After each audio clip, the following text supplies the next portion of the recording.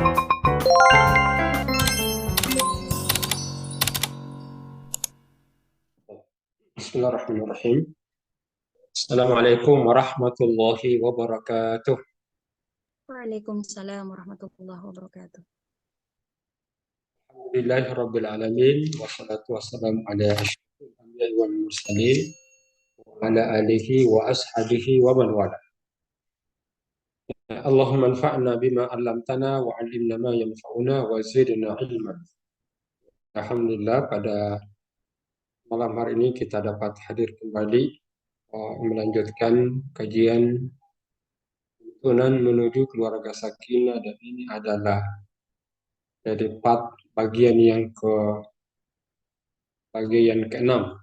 Ya, jadi berarti panjang ini karena sudah masuk ke bagian yang keenam, tapi belum tuntaskan. Kalau yang lalu yang tadi sudah disampaikan oleh Ustaz Anita Rahayu terkait dengan tujuan keluarga sakinah, ya minimal ada dua itu, terbentuk dan bertakwa, setelah nanti lahir masyarakat yang berkemajuan. Malam hari ini, mungkin yang lalu sudah saya sebutkan terkait dengan fungsi keluarga sakinah. Artinya kalau keluarga sakinah ini apa sih urgensinya? Kalau sudah terbentuk, apa saja fungsi yang dapat dimanfaatkan, yang dimanfaatkan oleh keluarga yang ada di dalam. Ya, kita sudah sampaikan bahwa keluarga sakinah ini itu memiliki kedudukan strategis dalam kehidupan manusia. Yang distilahkan adalah suatu hal atau fungsi yang tidak dapat tergantikan oleh institusi sosial lainnya. Misalnya perguruan tinggi, kampus, atau organisasi, dibanding dengan organisasi yang ada di dalam rumah tangga itu. Karena dia diikat dengan mitsaqan ghalidha. Di mana banyak hal yang tidak bisa dilakukan orang lain, tapi dalam rumah tangga lebih jauh lagi dengan ikatan mitsaqan ghalidha tadi itu. Sehingga ada hal-hal yang tidak pernah dilakukan di luar, tapi dalam rumah tangga itu bisa dilakukan. Artinya hal yang tidak bisa tergantikan oleh yang lainnya. Di antara fungsinya itu, ini yang kita sebutkan sebagian yang lalu adalah yang pertama fungsi keagamaan. Ada fungsi biologis dan reproduksi. Yang ketiga ada fungsi penyemaian peradaban. Peradaban bisa terbentuk. Fungsi cinta kasih. Ada fungsi perlindungan. Dan ada fungsi kemasyarakatan. Ada fungsi pendidikan. Ada ekonomi, bahkan pembinaan lingkungan.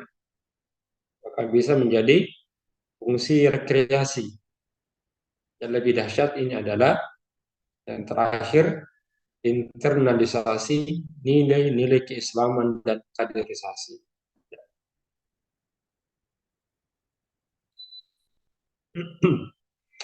Yang pertama, bagaimana keluarga itu fungsi sebagai fungsi keagamaan.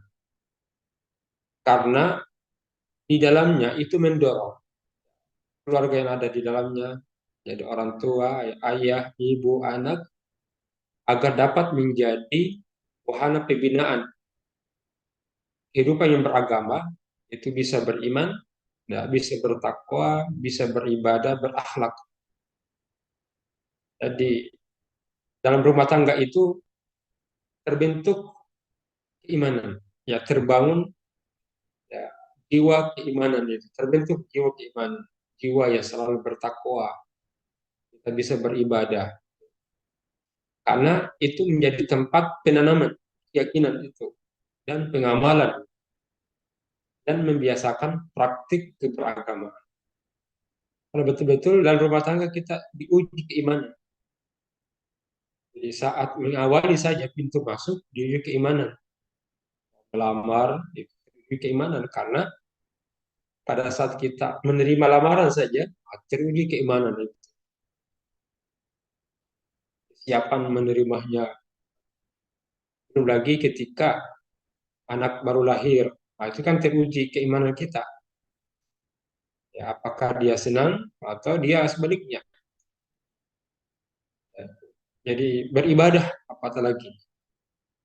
Ibadah, karena seluruh aktivitas dalam rumah tangga itu bernilai ibadah, berakhlak karimah. Dalam rumah tangga terbina itu. Kenapa? Karena ada akhlak kepada istri, ada akhlak kepada suami, bagaimana anak orang tua, misalnya anak berbuat baik kepada ayahnya, kepada ibunya, kan terlatih kita di dalam rumah tangga itu, binaan iman, ketakwaan, beribadah, berakhlak karimah.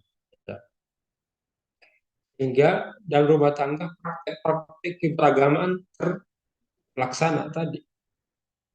Ya, contoh bahwa memberi nafkah kan itu bagian dari agama. Nafkah wajib seperti kepada anak, dibiayai mereka untuk kuliah, cara beragama, mengamalkan ajaran agama ada di dalam, agar ada di dalam. Sehingga fungsi keagamaan itu berfungsi. Sehingga Nabi SAW menyatakan bahwa nikah itu adalah seperdua daripada agama. Ya, nikah adalah seperdua dari agama. Sehingga kita tinggal setelah menikah itu seperdua lagi yang harus dijaga.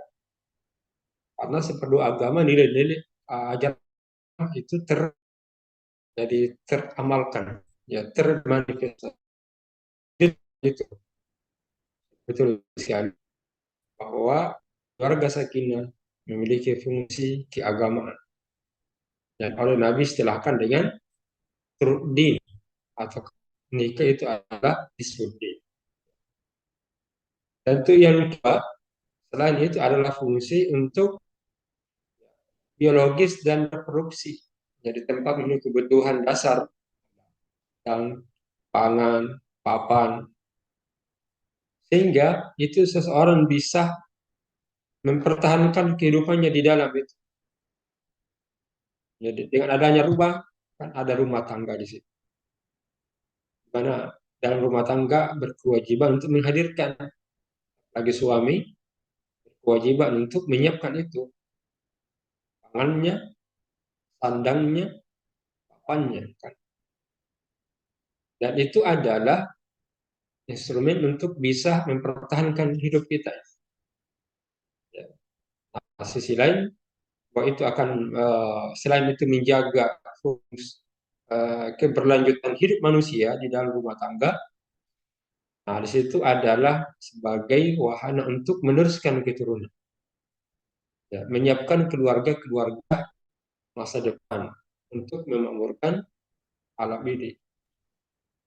Hingga dalam hak-hak pernikahan itu, nafkah yang kita silakan ada nafkah wajib. Nah, kewajiban itu berarti ibadah karena ada perintah dari Allah Subhanahu wa taala. Jadi ada tempat tinggal di mana di dalamnya terpenuhi pangan, sandang dan papan.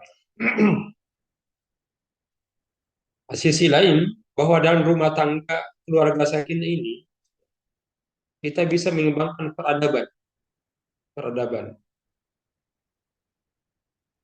Kenapa? Karena nilai-nilai atau budaya-budaya yang luhur yang dijiwai oleh spirit keislaman selama ini menjadi panutan dalam kehidupan masyarakat dan berbangsa itu terlihat terpelihara dan berkembang di dalam rumah tangga. Jadi jiwa spirit keislaman itu ya kita itu tumbuh ya di dalam itu karena dalam rumah tangga ada panutan. Biasa kalau kita berbicara masa sekarang ini berbicara orang tua kita terdahulu, bagaimana ayah ibu, apalagi kalau sudah meninggal dunia, kita terkadang bernostalgia dengan orang tua terdahulu ketika mereka menanamkan nilai-nilai, ya, sehingga saat mereka sudah meninggal dunia selalu saja disebut nama-nama mereka karena spirit yang mereka tinggalkan setelah meninggal dunia begitu mengakar di dalam hati, dan itu ter- dirasakan dirasakan itu dalam rumah tangga. Yang oleh kalau kita di luar tidak tampak, tidak terasa mengakar, ya, walaupun kita rasakan interaksi dengan sahabat yang lain, tapi pembangunan spirit, jiwa-jiwa yang luhur dan rumah tangga betul-betul itu terasa, ya, dalam rumah tangga. Hanya ayah atau kak ibu yang selalu memberikan nasihat sebelum tidur kan biasanya ini nilai mereka yang tanamkan. Terkadang dalam rumah tangga bercerita setelah salat isya, bercengkerama, ya, dalam rumah tangga, dan itu tertanam betul, mengakar pimpinan-pimpinan yang ada di dalamnya. Itu menjadi cikal bakal, ya, kemajuan untuk masa depan. Yang ketiga, kemudian yang keempat, dalam rumah tangga berfungsi, keluarga sakinah adalah fungsi cinta kasih atau mawaddah warahmah, di mana ini menempatkan keluarga sebagai wahana, ya, interaksi kita.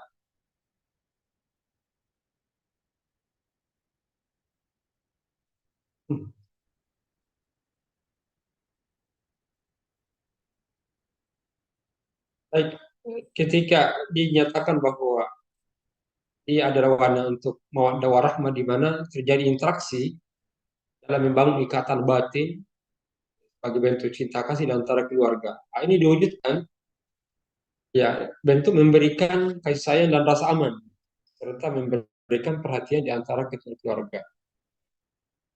Nah, ini juga akan mendorong nanti, ya, terciptanya suasana yang mawaddah warahmah dalam kehidupan keluarga, bermasyarakat, bernegara. Nah, di lingkungan Muhammadiyah, keluarga-keluarga di lingkungan Muhammadiyah itu dituntut keteladanannya. Untuk apa? Untuk menunjukkan penghormatan dan perlakuan yang ihsan pada anak-anaknya, baik anak laki-laki atau anak perempuan, serta menjauhkan diri dari praktik kekerasan, menelantarkan kehidupan anggota keluarga. Jadi keluarga sakinah dalam membentuk cinta kasih di dalamnya itu ditemukan. Karena di situ ada contoh, ada kedua, ada suri teladan, ya, di mana itu merupakan praktek-praktek dengan kedekatan antara istri, suami istri, anak yang begitu diikat dengan ikatan ghalidha istilahnya, maka hal ini yang nanti memberikan kekuatan, ya, kekuatan keluarga yang terbentuk nanti masyarakat. Karena kekuatan keluarga itu ada di dalam cinta kasih. Nah, kalau terbentuk keluarga yang kuat yang dibangun dari cinta kasih ini, nanti pada akhirnya membentuk masyarakat yang kuat. Di sisi lain, dalam rumah tangga keluarga sakinah ini itu menempatkan sebagai wahana memberikan perlindungan fisik. Ya, maka terasa kalau kita dari luar masuk rumah, terasa kita aman itu. Masuk ke rumah, setelah kita keluar dari rumah, masuk ke rumah, kita merasakan kita secara fisik, ya, bahkan mental maupun moral. Di luar berbagai tantangan, ancaman mental, ancaman moral. Tapi saat kita masuk ke rumah, di mana situ ada contoh yang baik, ada suasana sakinah di dalamnya, ya, maka mental ataukah agensi moral yang bermasalah itu bisa terselesaikan, bisa teratasi. Nah, perlindungan fisik contoh, perlindungan fisik.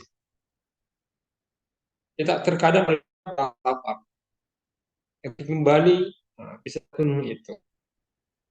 Lapar, haus, dingin, panas, dan rasa sakit.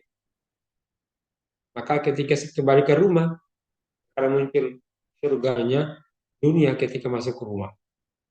Ya saat kita di luar tidak begitu bebas, ya kita rasakan, namun ketika kembali ke rumah sendiri, kita merasakan betul kenyamanan. Haus pun bisa terpenuhi, apa artinya bisa atasi, apalagi rasa sakit, itu perlindungan fisik. Di sisi lain perlindungan mental,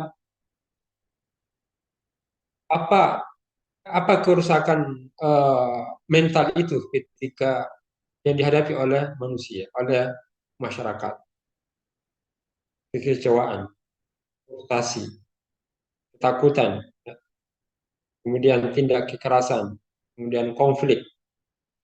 Nah, tapi dan pengaruh-pengaruh luar ya, terkadang muncul itu karena terlalu banyak ya, virus-virus atau polusi-polusi udara yang ada di luar kita temukan. Nah, kita harapkan dalam keluarga sakinah ini, ketika kembali saat terkadang stres ada di luar, ada rasa khawatir, ketakutan, itu bisa terselesaikan. Karena di situ ada kudwah, ada contoh, baik dari ayahnya, ibunya, istrinya, anaknya, di mana masing-masing rumah tangga itu memberikan keteladanan yang baik. Baik bagi seorang anak yang berbakti kepada orang tua, suami yang melindungi rumah tangga, kemudian istri juga demikian, sehingga hal-hal yang terkadang kita kecewa di luar, pada saat kita masuk di situ ada kekuatan, ada ruhiyah. Itu muncul dari mana? Dari keluarga sakinah. Kekhawatiran yang terkadang muncul dengan tantangan dunia saat kita kembali jadi rukun. Saat kita kembali dari rumah, karena dalam rumah tangga keluarga sakinah itu jiwa-jiwa positif yang harus dihadirkan. Semangat-semangat hidup itu yang harus digaungkan itu. Ya, tidak pesimisme yang dihidupkan. Keluarga sakinah selalu berpikir positif. Mereka memotivasi dalam rumah tangga. Istri memotivasi suami. Suami memotivasi istrinya. Anak-anaknya juga mendukung. Terkadang anak-anak mendapatkan tantangan di luar, dibulilah sama teman-temannya. Ketika kembali, mereka terlindungi. Oleh keluarga sakinah tadi memberikan semangat pada anak-anaknya yang terkadang mendapatkan kekecewaan di luar. Saat dia kembali, keluarga sakinah berfungsi untuk mengembalikan tadi. Atau pelindungan mental. Ya, secara fisik terlindungi, secara mental juga terlindungi. Lagi ditambah lagi moral yang dilakukan agar terhindar dari perilaku buruk, jahat, dan tidak patut. Nah, maka dengan demikian anggota keluarga merasa terlindungi, merasa aman. Nah, ini juga akan nanti mendorong ya suasana aman, nyaman bagi seluruh anggota. Baik, nah sisi lain ada fungsi keluarga sakinah, fungsi pendidikan. Jadi keluarga yang terbentuk dengan dasar sakinah yang kita sebutkan itu di dalamnya ya maka terbentuklah pendidikan yang ada di dalamnya secara holistik. Pendidikan intelektualnya, secara emosionalnya, kemudian sosialnya, spiritualnya. Nah, sama lah di mana kita akan temukan itu di asrama, kayak di lembaga pendidikan, tapi dalam rumah tangga juga temukan itu. Diharapkan keluarga sakinah ini mereka yang menyadari diri orang-orang yang ada di dalamnya, intelektualnya meningkat. Karena keluarga sakinah selalu menghidupkan jiwa-jiwa pendidikan. Jadi anak memotivasi orang tuanya yang terkadang lemah. Bahkan ya, suami memberikan motivasi kepada istri untuk menambah ilmunya. Nah, sama juga anak-anaknya apatah lagi. Hingga perbincangan dalam rumah tangga itu ya masalah keluarga, masalah pendidikan, bagaimana anaknya nanti selesai S1 misalnya, SD, SMP, SMA. Jadi program kerja tentang pendidikan rumah tangga itu ada di dalam program kerjanya, sehingga nanti implementasinya kita masukkan ke lembaga pendidikan. Nah, dalam rumah tangga ya terbinalah emosional dan sosial spiritual. Ya, karena dalam rumah tangga terkadang kita hadapi ombak begitu dahsyat menghadapi. Dalam rumah tangga ya wajar saja suami istri terkadang tidak akur. Wajar, tapi kemampuan untuk menenteramkan dan menstabilkan, apalagi tantangan dunia dengan berbagai ancaman yang ada di luar, maka dalam rumah tangga itu terbentuk pribadi spiritualnya. Ya, tawakkulan kepada Allah. Ya, satu rumah tangga ada cobaannya. Itu mendorong seseorang, mendorong dalam anggota rumah tangga itu menguatkan spiritual. Ya, berbagai masalah kehidupan sehari-hari. Cobaan-cobaan yang ada kalau tidak di ya kemudian tidak berbekal kemampuan spiritual, itu akan mudah retak. Tapi kalau itu mampu dipertahankan akan teruji kekuatan spiritualnya. Maka dalam hal ini karena dia berfungsi pendidikan, ya, baik intelektualnya, emosionalnya, sosialnya, dan spiritualnya, maka perlu dikembangkan di dalamnya.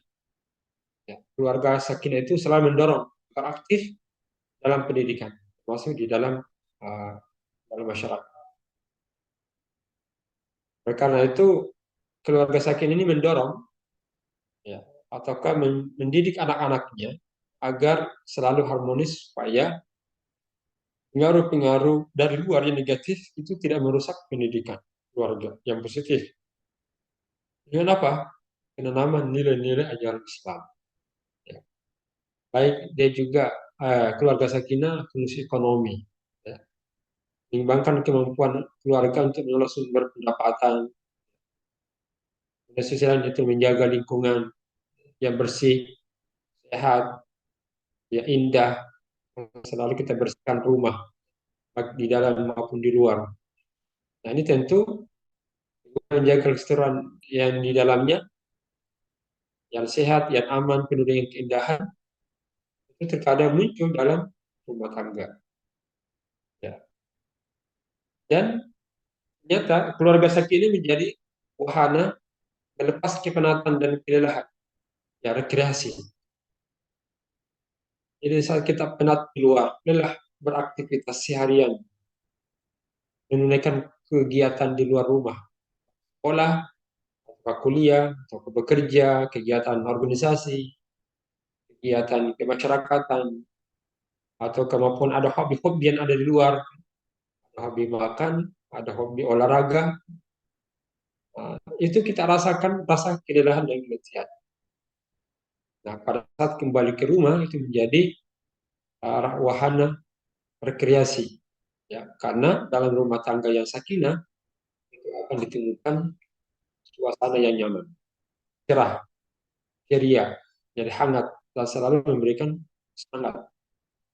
Dan itu sebenarnya inspirasi keluarga sakinah. Dia selalu menghidupkan jiwa-jiwa dan semangat-semangat. Karena kenapa di dalamnya selalu menghormati, menghargai, ya, dan kesibukan-kesibukan yang saling eh, dimaklumi, ya, saling mengerti, sehingga kita temukan pada saat dia kembali itu dengan melihat dan berada dalam suasana keluarga, ya rasa pedih atau rasa kelelahan itu akan terobat. Baik, kemudian yang penting pula itu adalah ini bahwa keluarga sakinah adalah memfungsikan untuk menginternalisasikan nilai-nilai Islam yang berkemajuan. Nah, tadi kita sudah sebutkan. Karena dalam rumah tangga ini itu dituntut untuk mensosialisasikan, menanamkan, ya, nilai-nilai Islam yang oleh Muhammadiyah diharapkan kudwah, Jadi keluarga sakinah dalam lingkungan Muhammadiyah selalu mengedepankan dan menuntut banyak untuk menjadi jiwa-jiwa teladan, uswah hasanah. Dalam hal apa? Mempraktekkan kehidupan yang islami. Ya, ayahnya yang selalu baca Quran, selalu datang ke masjid, anak-anaknya pun ikut itu. Jadi dalam rumah tangga ini adalah tampak sosok-sosok yang ada di dalamnya praktek nilai-nilai Islam, di mana tertanam dan al-ihsan, bergaul dengan baik, saling menyayangi, saling mengasihi, menghormati anak, ya, saling menghargai antara keluarga. Dan itu kan memberikan pendidikan akhlak, ya.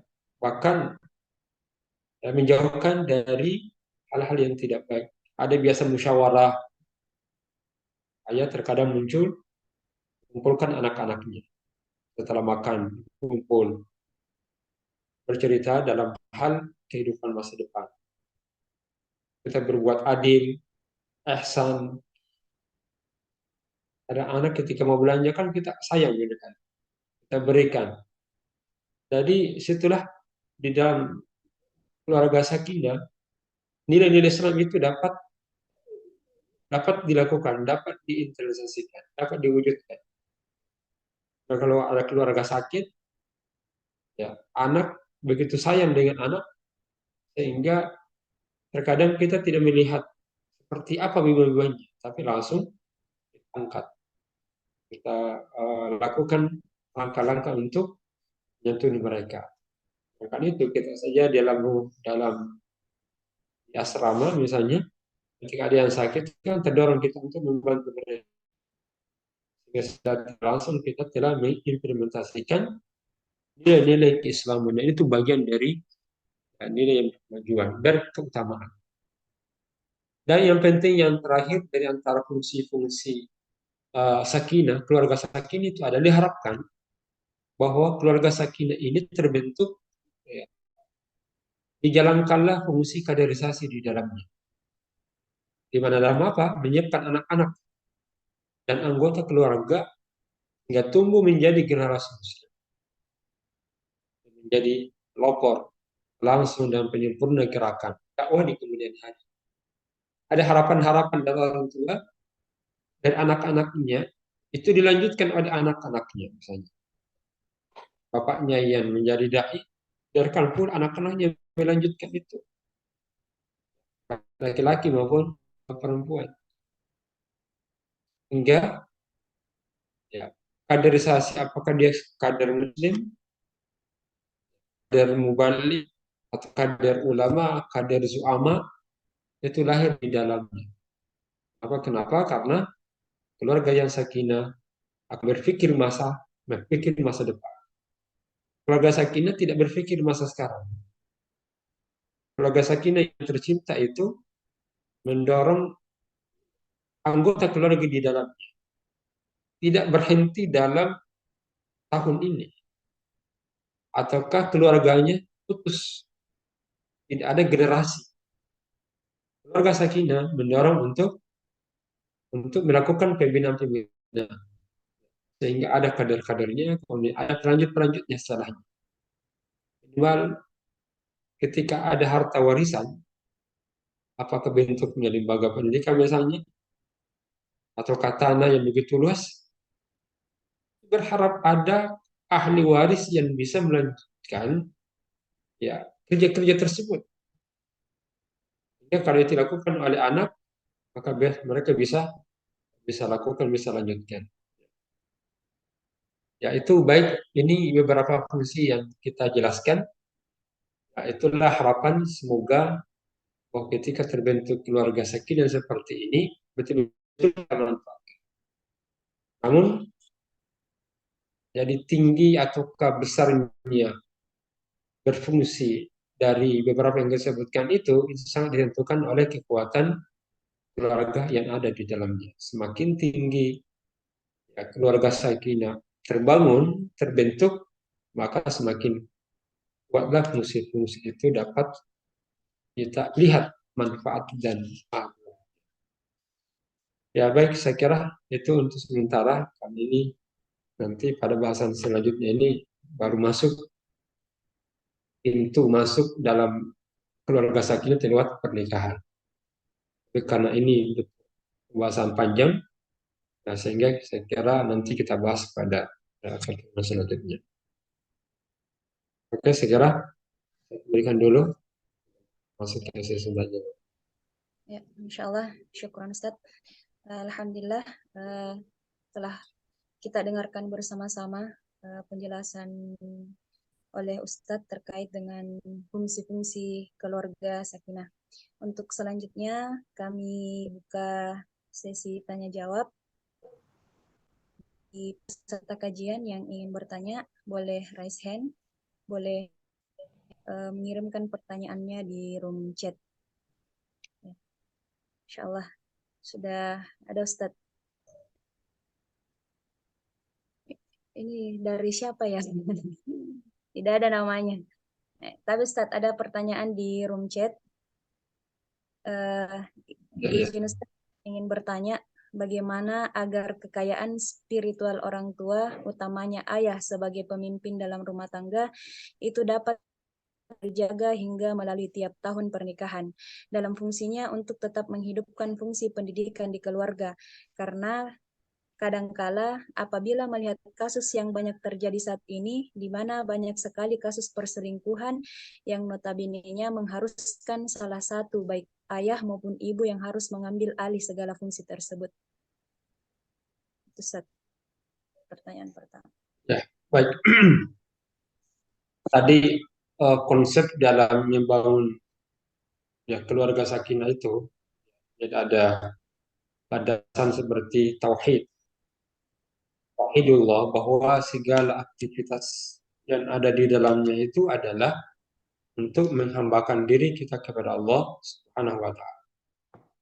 Kemudian yang kedua tentu bahwa dalam rumah tangga ini, apalagi sebagai seorang ayah, seorang ibu, itu punya visi khas dalam rumah tangga. Maka konsep nikah ketika dia terbangun ini sudah jelas ada dalam dirinya itu.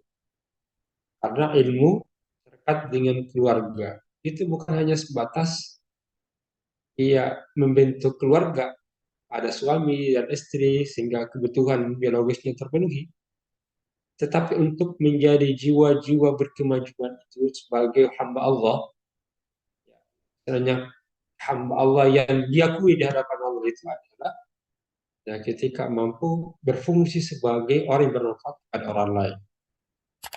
Nah, sebaik-baiknya itu ada di dalam rumah tangga tadi itu. Maka yang harus dibangun itu adalah ya, seperti tadi suami istri itu punya visi untuk membawa keluarga ini kemana arah keluarga, ya kemana arahnya. Tentu visi hidup seorang mukmin dan itu termasuk keluarga sih adalah bahagia di akhirat sebahagia bahagianya. Kemudian kemampuan untuk menyadari dan membangun keakraban dalam rumah tangga itu. Tadi mawaddah, sakinah, warahmah, bahwa ikatan pernikahan itu adalah ikatan untuk menghambakan diri kita kepada Allah, bermitra. Kan, dengan meyakini bahwa dengan mitra keluarga ini sudah cukup sekali untuk membawa diri kita untuk bisa menjadi hamba Allah Subhanahu wa Ta'ala.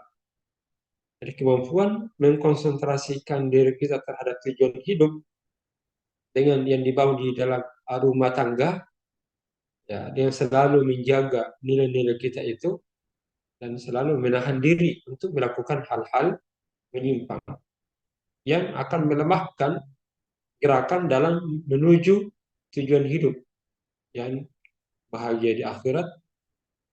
Kemudian yang kedua bahwa keberhasilan keluarga itu adalah keberhasilan orang suami uh,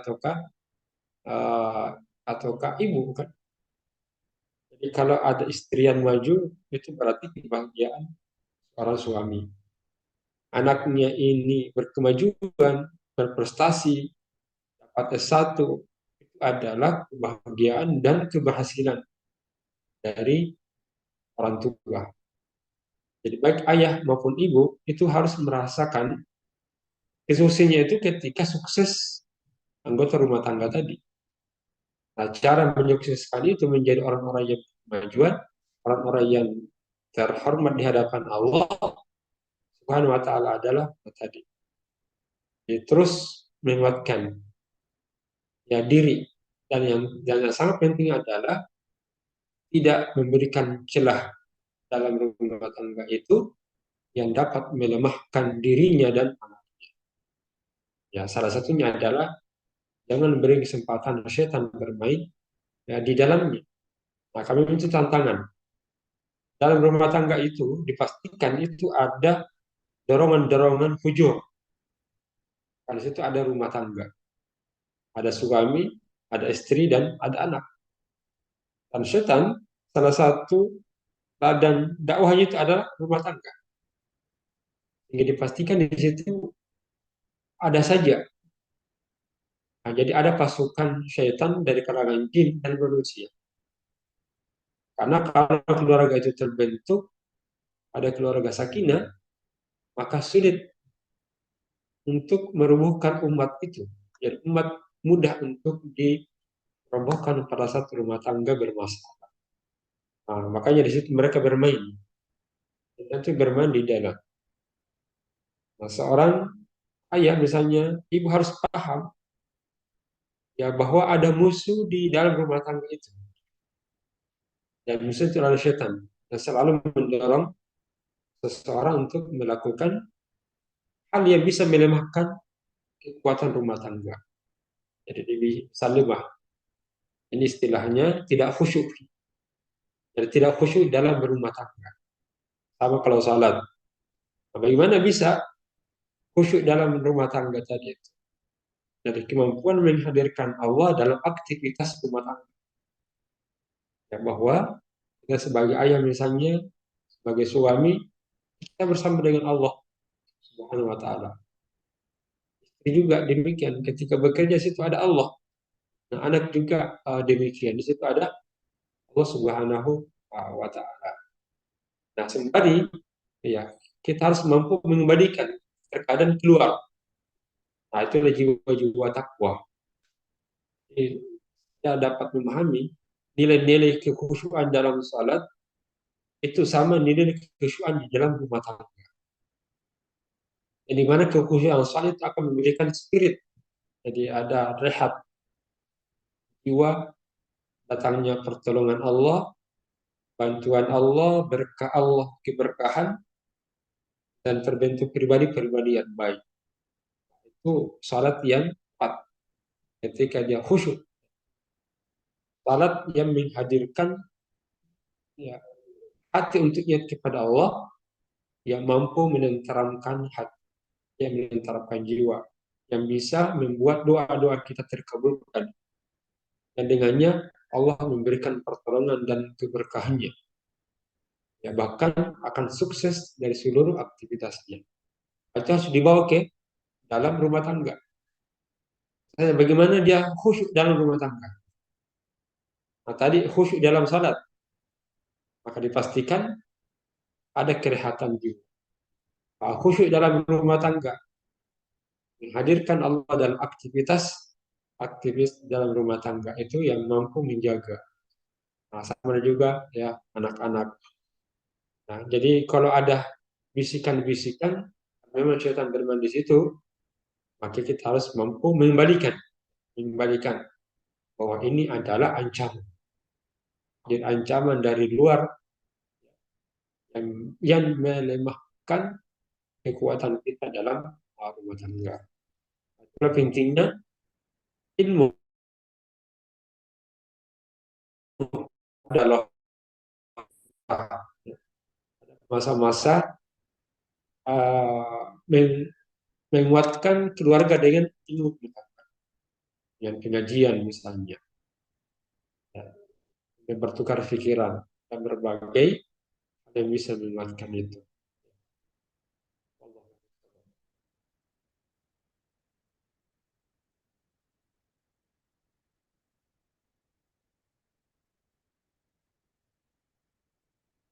Ya, itu yang pertama. Nanti yang kedua, Ustazah Anita. Ya, Ustaz. Tapi Ustaz izin bacakan Ustaz dari Bunda, pertanyaan kedua dari Bunda. Ya, izin bertanya Ustaz, bagaimana menciptakan keluarga sakinah mawaddah warahmah ketika sang suami sibuk berdakwah di luar dan waktu untuk keluarga hanya sedikit, sehingga sang ibu harus melakukan mulai mendidik anak dan menciptakan keluarga sakinah mawaddah warahmah itu sendiri. Adapun dari pihak anak merasa kekurangan perhatian dari sang ayah karena sang ayah sudah terlalu lelah ketika tiba di rumah.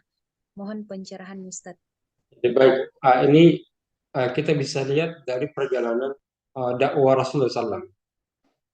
Jadi ketika Nabi SAW menerima wahyu pertama, yang dilakukan itu adalah Iqra. Dan Iqra bismi rabbikal ladzi khalaq. Lalu beliau belum bisa baca Iqra bismi rabbikal ladzi khalaq. Tidak bisa juga Iqra bismi rabbikal ladzi khalaq.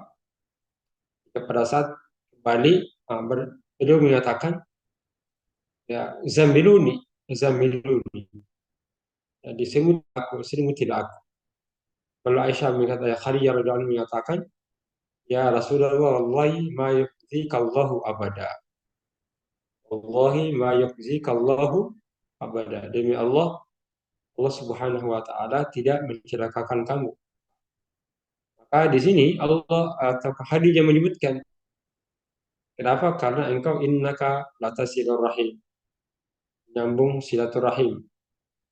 Kemudian kedua, beliau juga menyatakan, wa tu'inu ala dhaif, ala dhaif. Kamu selalu itu membantu orang-orang yang lemah. Watu'in, beliau juga tukru dhaif, selalu memuliakan kamu. Nah, oleh karena itu, maka kemampuan untuk mengembalikan, jadi ada masa-masa, ada musyawarah. Bagian tugas antara keluarga, kemudian anaknya, dan istri juga menyadari apa yang dilakukan orang tua, itu akan kembali pada dirinya. Nah, pada saat-saat harus diingatkan. Jadi kemampuan istri untuk mengingatkan dan membuat suasana sebagai pemantik sehingga suami yang sibuk keluar pada saat dia kembali maka dia bisa teringat. Nah, itulah kolaborasi antara ya, keluarga yang ada dengannya baik suami maupun istri seperti Khadijah yang dilakukan. Ketika dia kembali merasa capek tapi dikuatkan. Nah, kemampuan dikuatkan itu salah saatnya ada nasihat-nasihat untuk melihat kembali dalam program kerja yang ada di dalamnya. Jadi ada program kerja dalam rumah tangga dan ada program kerja yang dilakukan oleh di luar karena bagian dari dua hal yang ya, tidak bisa dipisahkan. Nah, maka setelah ada musyawarah, ada pertemuan-pertemuan, perbincangan, di mana mengingatkan, jadi baik suami juga mengingatkan istri, tugas-tugas dan adil rumah tangga, kemudian istri juga mengingatkan kepada suami, saat itu, maka satu kesyukuran kalau terjadi namanya adinu nasihat. Agama itu adalah agama yang memberikan nasihat antara satu dan yang lain. Nah, baik. Ya, insyaallah, syukran Ustaz atas jawabannya. Mungkin masih bisa satu pertanyaan Ustaz. Apakah masih ada dari para peserta kajian ingin bertanya kepada Pak Kiai? Ya. Jika tidak ada dari peserta, izin Ustaz moderator ingin bertanya. Ini kasus Ustadz, jadi seorang suami yang ditinggal mati atau meninggal istrinya. Kondisinya itu mereka memiliki bayi, umurnya baru 9 hari bayinya. Mereka sebenarnya memiliki 3 anak. Anak pertama itu kedua perempuan kelas 2 SD dan yang terakhir itu perempuan yang 9 hari. beberapa bulan kemudian Ustadz, sang suami ingin menikah lagi. Cuman anaknya yang sulung ini, yang laki-laki, dia tidak mengizinkan bapaknya menikah. Dia belum ikhlas ketika ibunya itu harus digantikan dengan perempuan lain. Tapi sang ayah tetap menikah, Ustadz. Akhirnya hubungan antara anak dan bapak ini renggang. Jadi kalau melihat dari fungsi sakinah itu ada beberapa yang terutama itu fungsi cinta kasih, bahkan hampir kebalikan dari itu. Itu syukur syukur sekali itu Ustadz kalau misalkan dalam satu pekan itu mereka bertegur sapa. Nah, apakah keputusan yang diambil sang ayah ini sudah tepat, atau apakah anaknya yang terlalu apakah anaknya yang terlalu egois sehingga tidak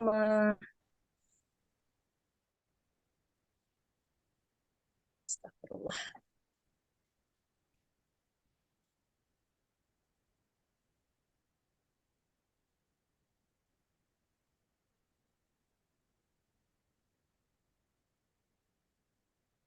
Mana Ustazah Anita?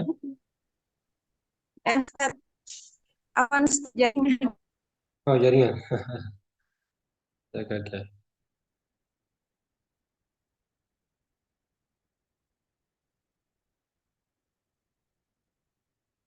Oke, saya langsung jawab yang tertangkap saja. Ya, halo Ustaz. Apa Ustaz? Jaringan. Ya. Baik, Jadi pada prinsip ada konsep dalam agama itu namanya fikih prior. Tadi saya beri materi fikih prioritas dakwah mu'allaf. Para mu'allaf itu ada namanya fikih prioritas. Fikih prioritas itu adalah pemahaman mana yang lebih diprioritaskan. Di antaranya itu adalah ada dalam agama ada tiga.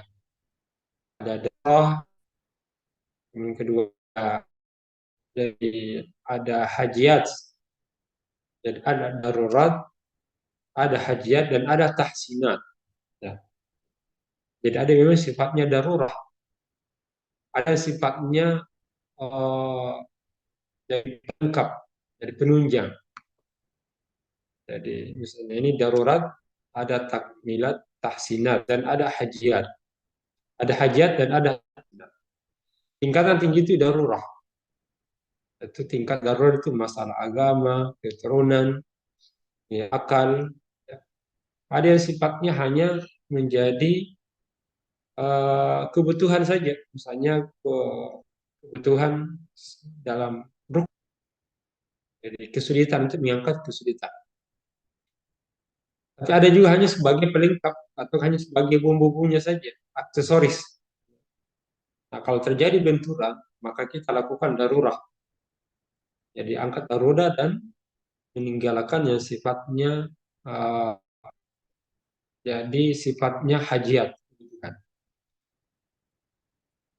Dalam masalah poligami itu sebenarnya tingkatannya rendah dibanding daripada membangun keluarga sakinah yang dewa rahmah, menjaga keutuhan rumah tangga itu darurat.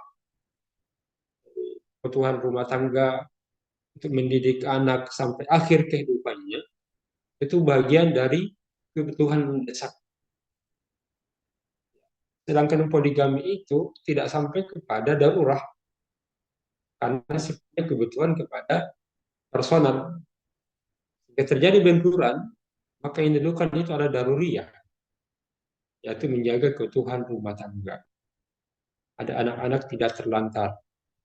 Maka dalam hal seperti ini, itu sang suami termasuk pelaku pendosa. Karena dia tahu bahwa itu akan mengakibatkan keretakan dalam rumah tangga, kemudian istrinya seperti apa, anaknya juga seperti apa, sehingga perlu ada ilmu sebelum masuk ke langkah seperti itu. Apakah ada nilai kemaslahatan di program atau muncul kemudaratan yang lebih besar? Ada nilai kemaslahatan dan ada kemudaratan. Tapi di mana yang lebih besar? mudaratnya atau ke maslahatnya.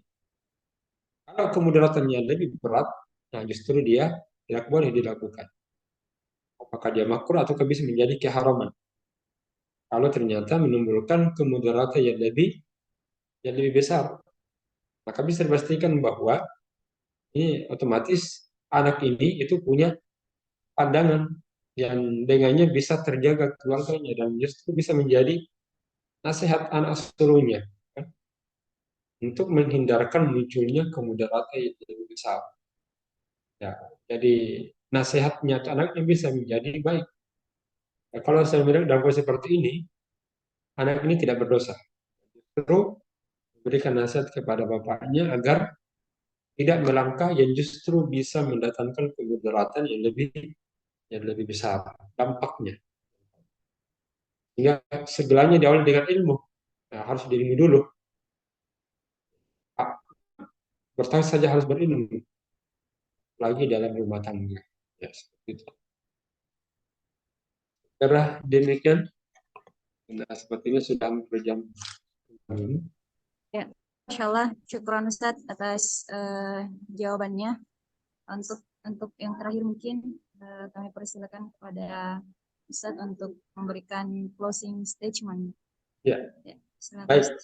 Dari keluarga sakinah itu memang berbagai. Yang namanya sakinah itu berarti terkadang ada ombak yang besar. Tapi salah satu hal yang membuat kita bisa bertahan itu adalah adanya tujuan hidup yang jelas dalam kehidupan ini. Bahwa kita hidup bukan hanya di dunia, tapi nanti sampai akhirat. Nah, kemampuan menjadi contoh yang baik dalam rumah tangga itu, ya, dengan memberikan semangat hidup dalam rumah tangga bagian terpenting dalam bentukan keluarga sakinah yang punya fungsi-fungsi, yaitu fungsi kaderisasi, fungsi keagamaan. Dan yang terakhir, bahwa dalam rumah tangga situ ada rahmat Allah dan ada tanda-tanda kebesaran Allah Subhanahu wa taala, karena di dalamnya kita bisa melihat keagungan dan bisa mengimplementasikan nilai-nilai Islam. Merupakan institusi yang kita tidak temukan di luar. Oleh karena itu perlu kita rawat dan kita jaga. Rasulullah Assalamualaikum warahmatullahi wabarakatuh. Waalaikumsalam.